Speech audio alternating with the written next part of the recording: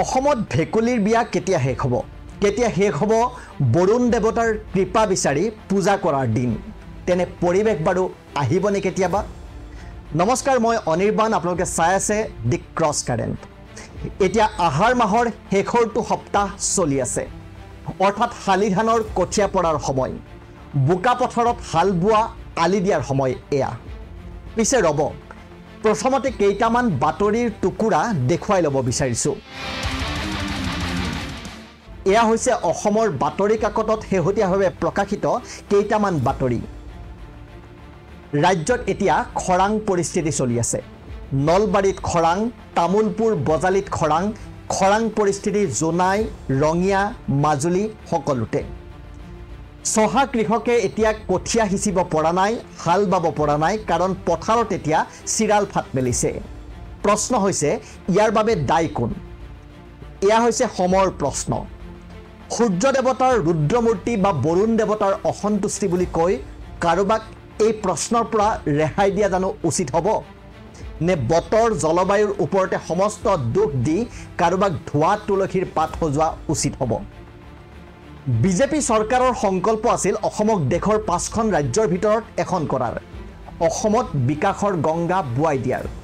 কিন্তু যিখন অসমত বৰষুণ নহ'লে পথাৰত চিৰাল ফাট মেলে, সেইখন অসম দেশৰ 5খন ৰাজ্যৰ ভিতৰত কেনেকৈ এখন হ'ব? যিখন অসমত খৰাঙৰ বাবে খেতিয়কে খেতি কৰিব নোৱাৰে, সেইখন অসমত বিকাশৰ গংগা কেনেকৈ বব? অসমত 9 বছৰে বিজেপিৰ চৰকাৰ চলি আছে, কিন্তু 100% কৃষিভূমিত জলসিঞ্চন হৈছেনে? 100% বাৰু বাদেই দিলোঁ, 70 বা 80% হৈছেনে? অসমৰ কৃষকৰ বতৰৰ ওপৰত নিৰ্ভৰশীলতা কিমান আঁতৰিছে?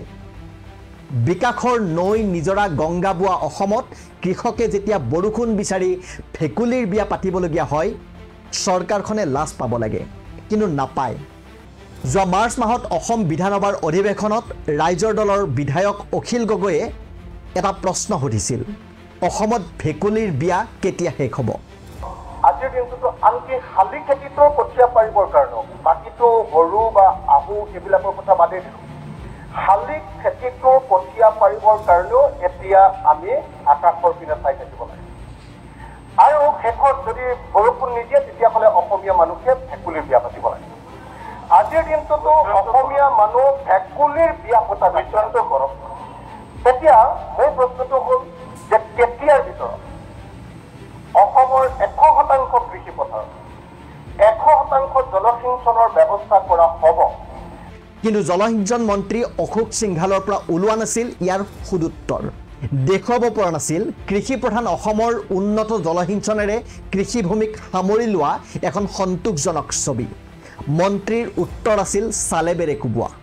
কৃষিজীৱী ৰাইজৰ বাবে জলসিঞ্চন এক জৰুৰী ব্যৱস্থা, আৰু জলসিঞ্চন বিভাগক ৰাইজমুখী কৰাৰ কাৰণে কৃষক ৰাইজক 12 মাহে পানী দিবৰ কাৰণে ব্যৱস্থা কৰাৰ কাৰণে আমি লাগি আছোঁ। আজিৰ দিনটোত প্ৰায় 3900 irrigation scheme, medium major medium major scheme অসমত চলি আছে। আৰু এটা গুৰুত্বপূৰ্ণ কাম আমি, মোৰ প্ৰশ্নটো বেলেগ আছিলে। মোৰ প্ৰশ্নটো আছিলে, অসমত কেতিয়াকৈ ভেকুলীৰ বিয়া পতা শেষ হ'ব? 100% জলসিঞ্চন হ'ব? ৰিপ্লাইটো দি দিয়ক না। বিভাগীয় মন্ত্ৰীয়ে সম্পত্তিৰ পাহাৰ গঢ়িছে, কিন্তু তেওঁৰ বিভাগৰ ওপৰত ভৰসা কৰি হাইৰাণ হোৱা কৃষকে এতিয়া হাহাকাৰ কৰিছে। অসমত এতিয়া ইখনৰ পাছত সিখন জিলাৰ পৰা এটাই খবৰ আহিছে, পথাৰত চিৰাল ফাট মেলিছে আৰু খৰাং পৰিস্থিতিত দিশহাৰা হৈ পৰিছে কৃষক। এতিয়া উন্নয়ন নধৰা হোৱা বুলি দম্ভালি মৰা চৰকাৰৰ দিনত এই বাতৰিবোৰ গুৰুত্বপূৰ্ণ নহয় নেকি? যদি ৰাজ্যখনৰ অৰ্থনীতিৰ ৰাজহাড়ৰ স্বৰূপ কৃষিখণ্ডত এনে সমস্যা সমাধানেই হোৱা নাই, তেনেহ'লে বিজেপিৰ দিনত উন্নয়ন ক'ত?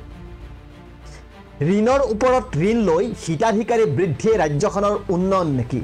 নে কৃষি নিৰ্ভৰ অসমক কেৱল হিতাধিকাৰী আঁচনি নিৰ্ভৰ কৰি সমস্যা সমাধানৰ লক্ষ্য লৈছে বিজেপি চৰকাৰে? 1250 টকাৰ অৰুণোদয় আঁচনি, মাহেকত গাই প্ৰতি 5 কেজি চাউলেৰে অসমৰ ৰাইজক আভুৱা ভাৰি দায়িত্বৰ পৰা ফালৰি কটাৰ পাং পাতিছে নেকি বিজেপি চৰকাৰে?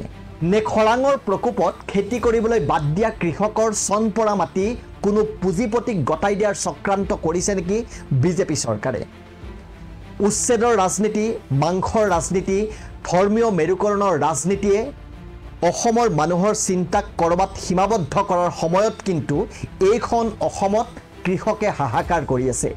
এতিয়া সঁচাকৈ প্ৰশ্ন সোধাৰ সময়, অসমত ভেকুলীৰ বিয়া পতাৰ পৰিৱেশ কেতিয়া শেষ হ'ব? ধন্যবাদ।